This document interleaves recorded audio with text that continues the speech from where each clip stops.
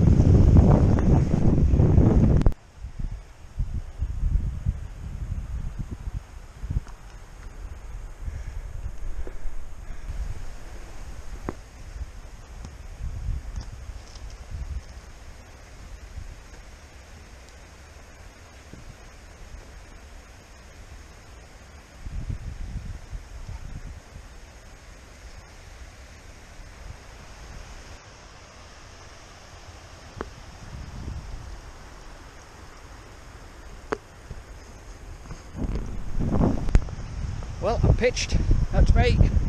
Got out of the car, temperature dropped, mist came in over the valley.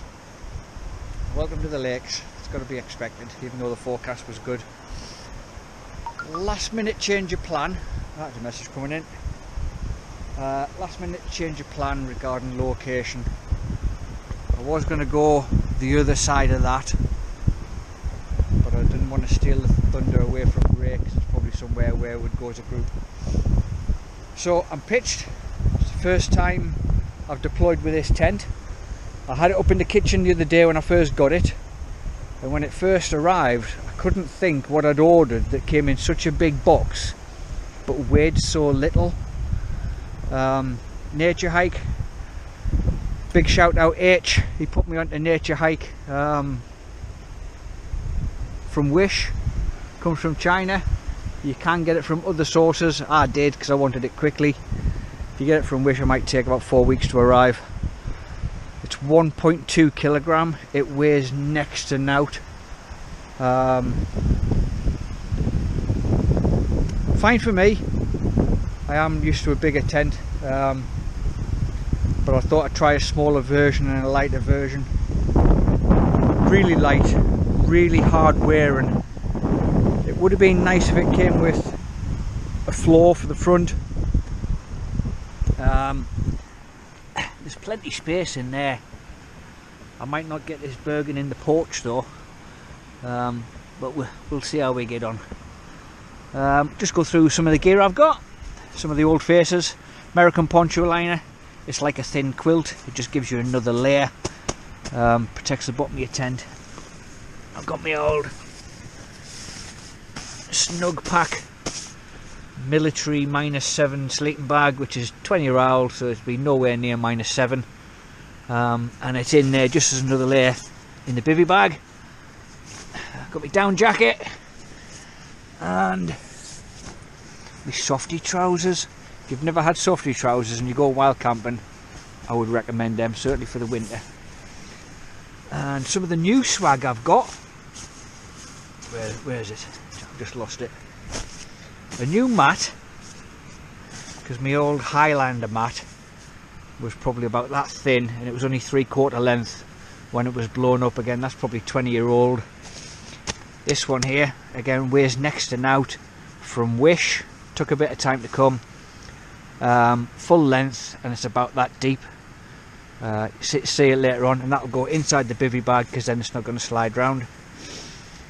And I'm well against these. I just can't get away with these. They never feel particularly comfortable. But I broke, and I've got one, a little blow up pillar. 1-2 breaths. That's up. That takes about 10 puffs. Steady.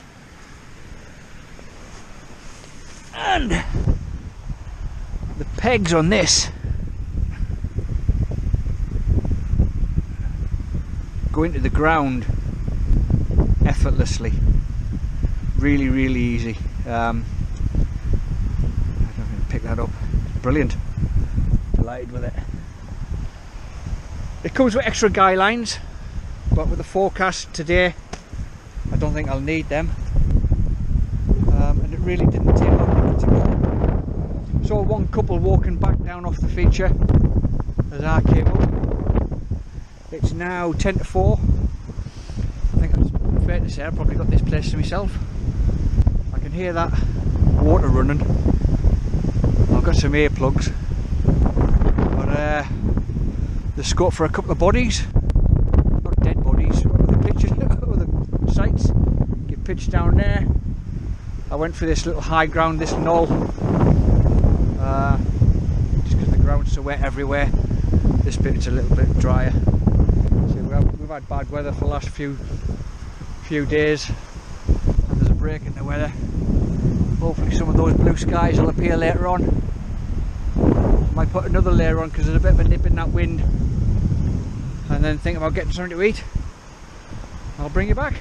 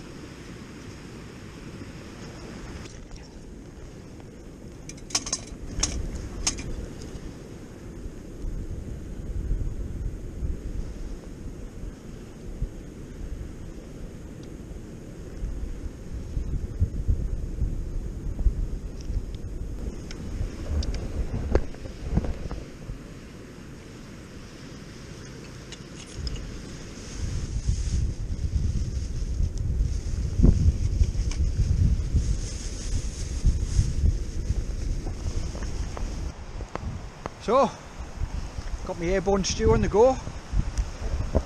I said I brought some unnecessary gear. Some of the kindling, about 8 chunks of coal. Anywhere I was coming above the tree line, there wasn't going to be anything. And the weather that we've had for the last few days, everything would be saturated. But that, for a first attempt, the little alcohol hand gel works a treat. A as an igniter, and then use it to clean your hands if you've been touching meat or anything like that, and see how that goes. supposed to be smokeless coal. Don't think the coal's caught yet, but some of that mist's coming down into the valley. But we've got blue skies over there, man. I've got comms on WhatsApp, so I sent the sit rep back home. Right, while that's cooking, I'll just show you some of the gear, bore you a bit more. So I haven't gone for any crafties. I've got 8 Moretti's and some port in the hip flask, and bag for life. You need them, man. Essential bit of wild camping gear. First thing on the kit list, bag for life. There's my new mat. There's my pillar case. Just gonna check on my stew, see how it's cooking. That's where it's at.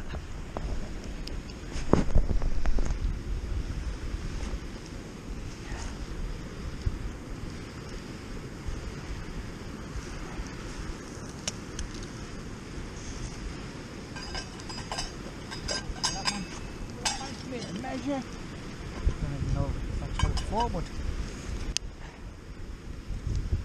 oh man.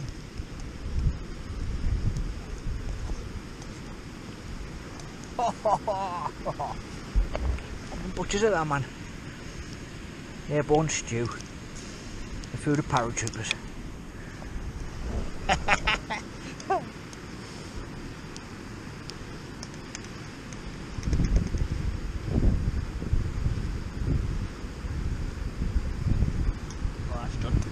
That's boiling. Red hot.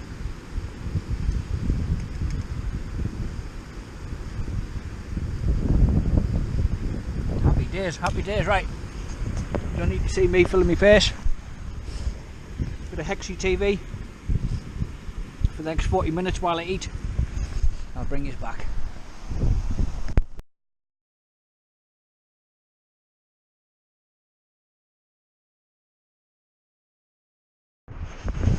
Right, that's me. I'm fully scoffed, and I've got a brew on as well. My brew's gone in there. Little micro flask. So, yeah, I said I didn't have any crafties. 8 of them and a bit of port. Back in to show you some gear. Get loads of these through the post. I use these as my rubbish bags.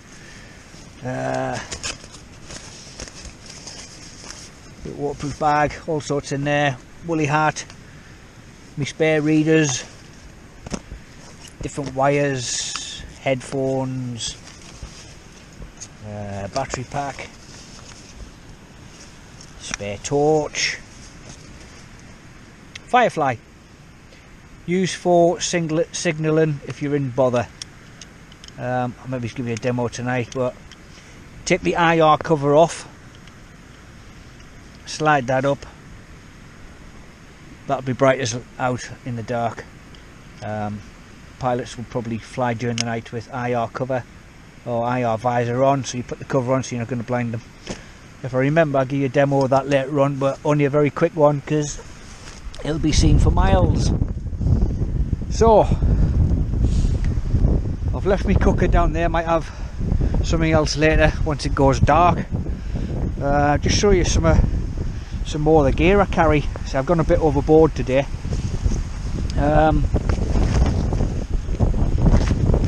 Inside the Bergen I use an Ortler bag, so I don't bag everything up, waterproof bag it. They all just go in there and that's waterproof. I think that's about 70 litres. Again, something I've had for 20 odd years. With that, believe it or not, put about 60-70 pound in the Bergen.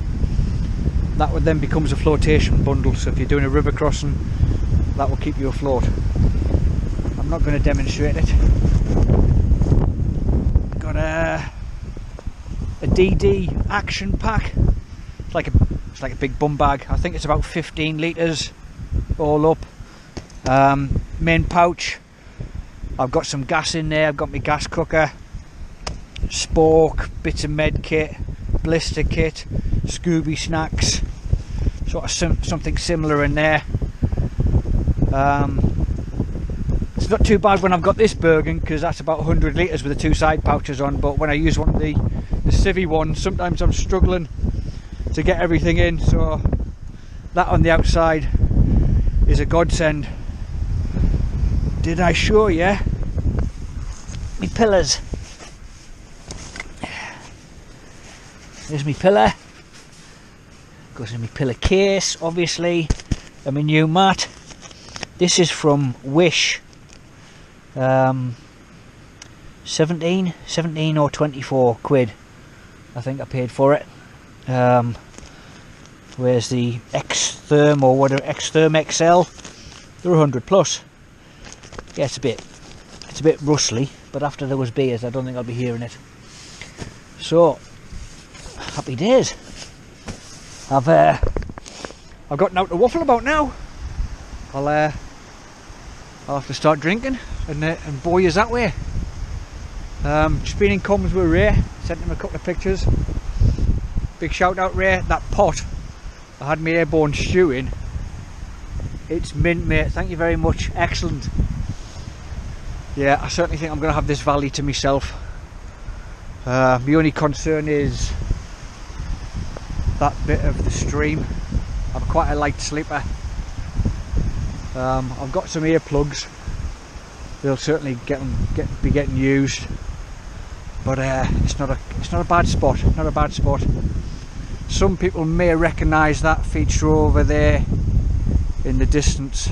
I'm not going to say where it is, but there is a prominent path that runs from left to right, diagonal up the side of it. Also camped over there last year. One of the big places we want to go to. Take that off the list. Certainly go back. That's just lingering there like a bad smell, but it is clearing.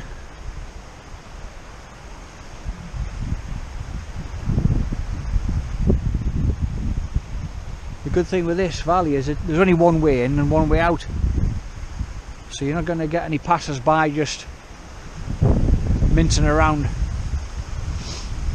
can he? It's a bit of a wind tunnel, but if it stays like this it'll be alright. Yeah, I'm waffling.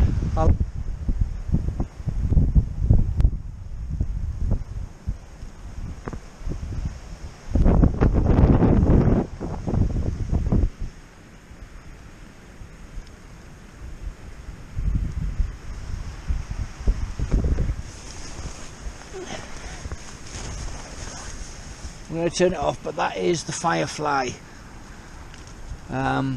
Demonstrating inside the tent because there's a lot of aircraft going around, and it's not unusual for aircraft to, if they spot something like that, to send a signal to the ground, and then before you know it somebody's come to see if you're alright. Here, which I didn't show you earlier, I might have shown you in another video, I do apologise. Baby dust bags.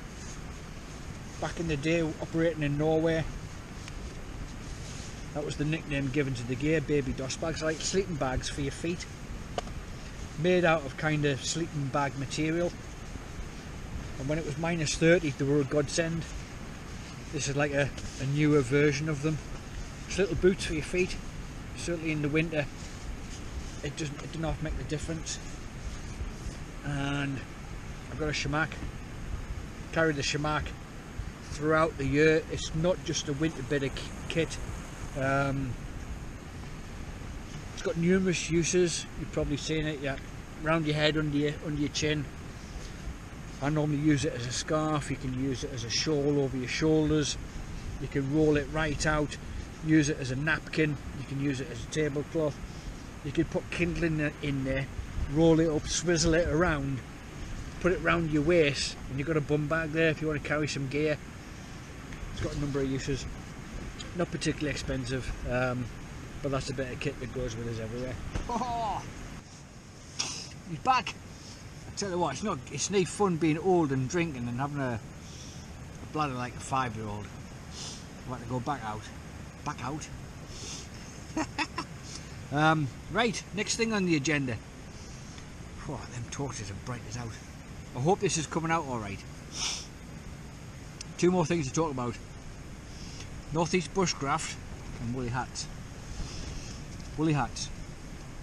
I normally deploy with a woolly hat throughout the year. And there's a certain way you can wear a woolly hat. If you don't believe us, ask people who go skiing. And when you go to ski resorts, they've got jester hats and big daft dangly things and all sorts. But the concept of a woolly hat is to keep your head warm. You lose most of your heat from your head and around your neck area. That's why I wear the shamak. So with a woolly hat, you don't wear it like a skull cap or a beanie cap. You don't pull it, get tight. You leave a pocket of air. And it's that pocket of air that keeps your head warm.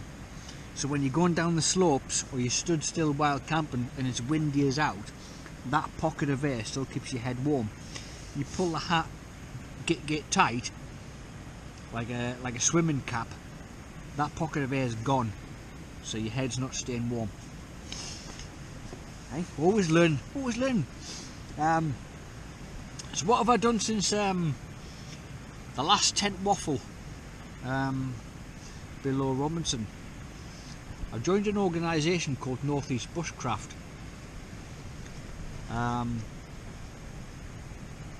Based in the northeast, as the title says. Cracking bunch of lads. They're into bushcraft and they do wild camping. And because of their influence, some of the gear I've since bought is kind of bushcrafty orientated rather than wild camping orientated. Hence the bush box today, and maybe it's the zebra pot and some other bits and pieces. Again, with locations, you keep adding locations when you see people's videos. The location, the list of gear you want to get. It's not getting any smaller. You watch, again, I blame these YouTubers.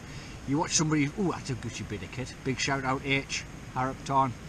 He's got some right swag. He really has.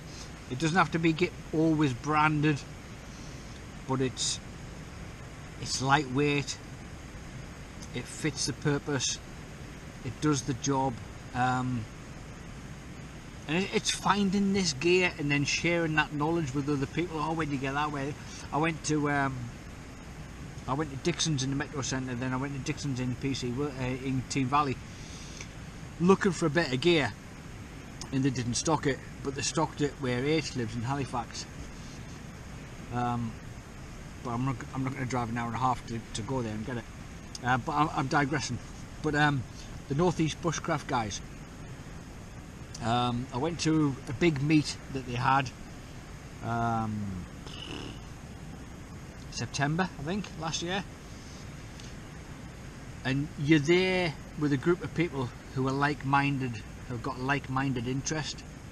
They like the bushcrafting, they like the outdoors, they like the wild camping, how you cook, how you're building a shelter. Some guys have built permanent shelters. And then I went again November, late November, and there was only 6 of us and had just as good a night.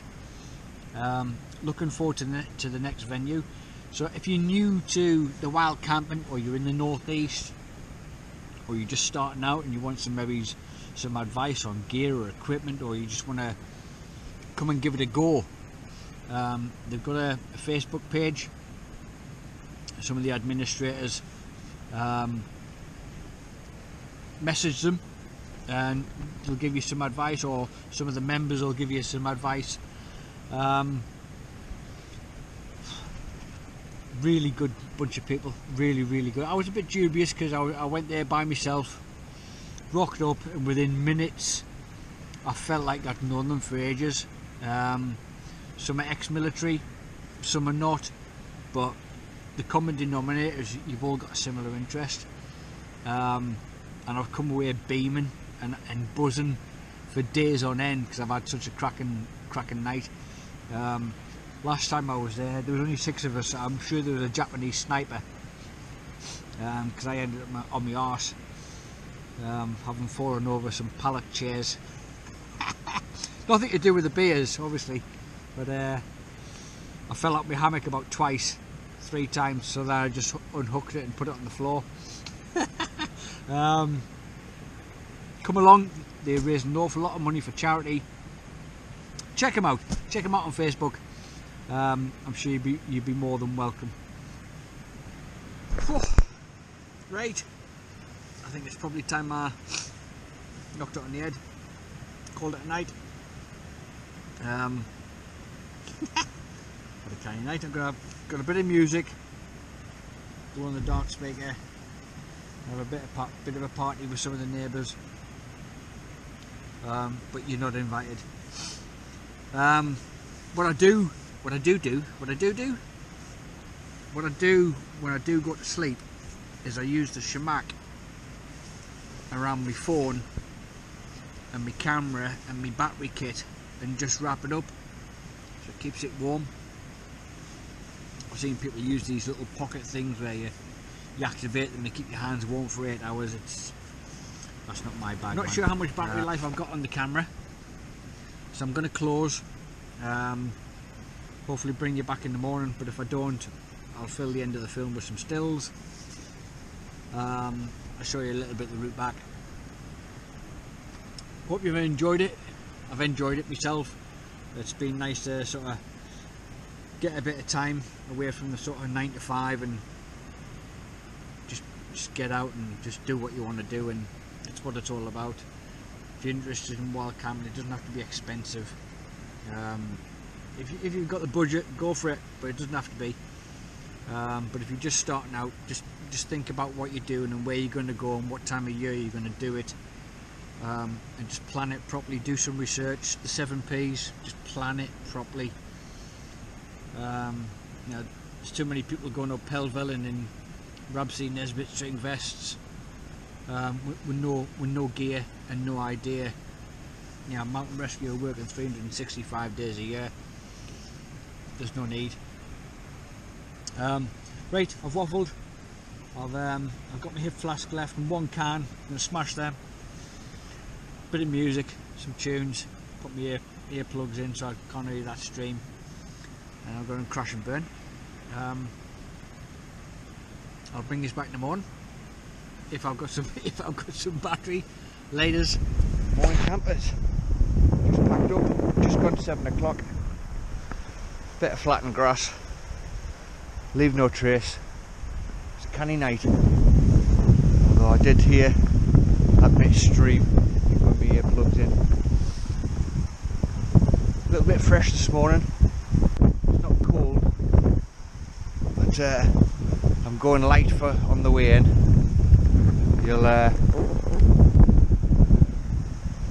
You'll soon warm up within a few minutes. So I've got me fleece, like a little wind cheater on.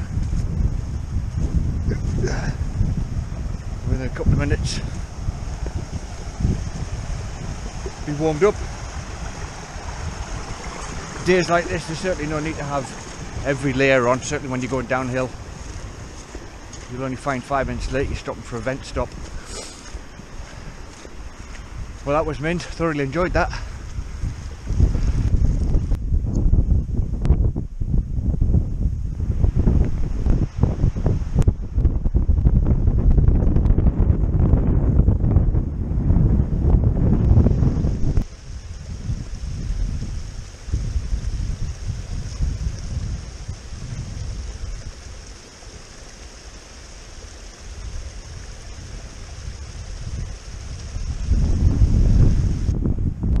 Cleared the rocks there and decided to take a couple of layers off. It's 7:15. There's still a breeze, but going fast enough to keep warm. I've got a right morning face, haven't I? Sleepy Hollow, done there.